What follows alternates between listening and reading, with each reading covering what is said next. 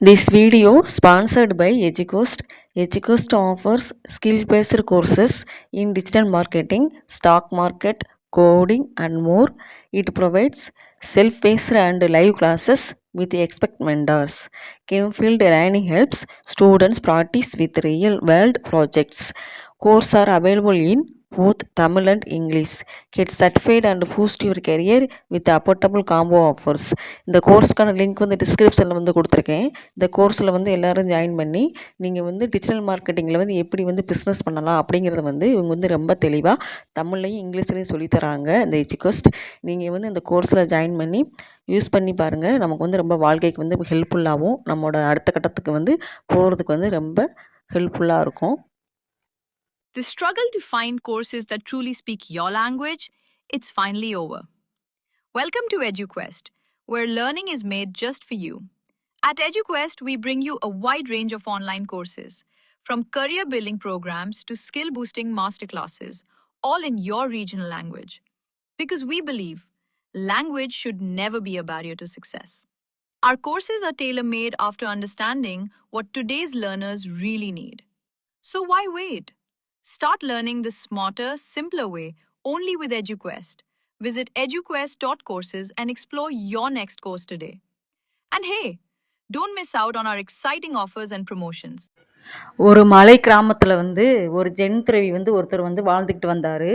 அவரோட வேலையே என்னென்னா, அவங்களோட ஊர் உள்ள மக்களுக்கு எல்லாத்துக்குமே சேவை செஞ்சு அவங்களுக்கு என்ன ஒரு குறைகள் இருந்தாலும் அதை வந்து அவங்ககிட்ட வந்து கேட்டாங்க அப்படின்னா அதை வந்து பூர்த்தி செய்கிறது தான் அவரோட வேலையாகவே வச்சுருந்தார்.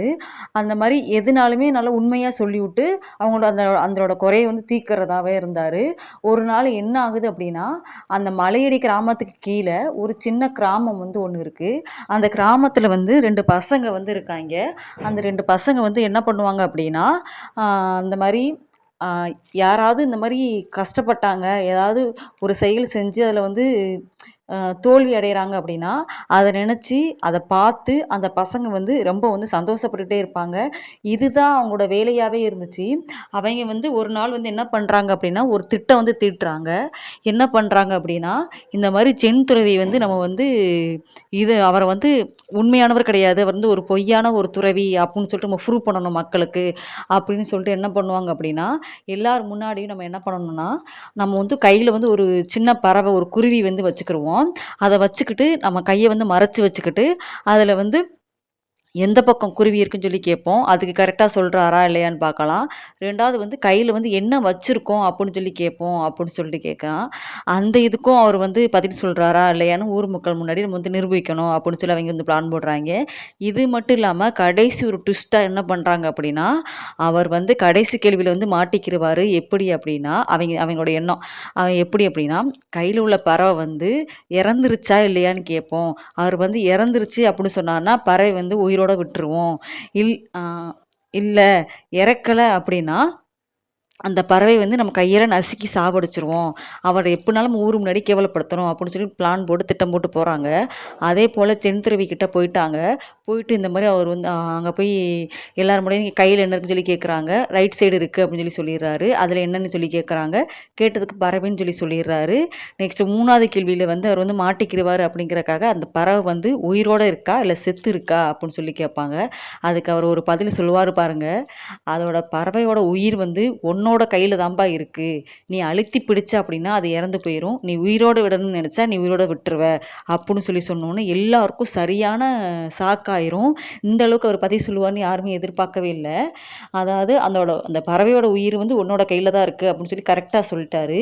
இதே போல் தான் மனுஷங்களோட வாழ்க்கையுமே அவங்களோட கையில் தான் இருக்குது. வேறு யாரோட பிடியிலையும் கிடையாது. உன்னோட வாழ்க்கை உன்னோட கைப்பிடியில் தான் இருக்குது அப்படின்னு சொல்லி சொல்லுவார். இதே போல் தான் நம்மளுமே நம்மளோட வாழ்க்கை வந்து நம்ம கையில் தான் இருக்குன்னு தெரிஞ்சுக்கணும். நம்மளுக்கு வந்து ஏதாவது ஒரு விஷயம் நடக்கலை அப்படின்னா நம்ம வந்து மற்றவங்கள தான் அதை வந்து பழி சொல்லுவோம்.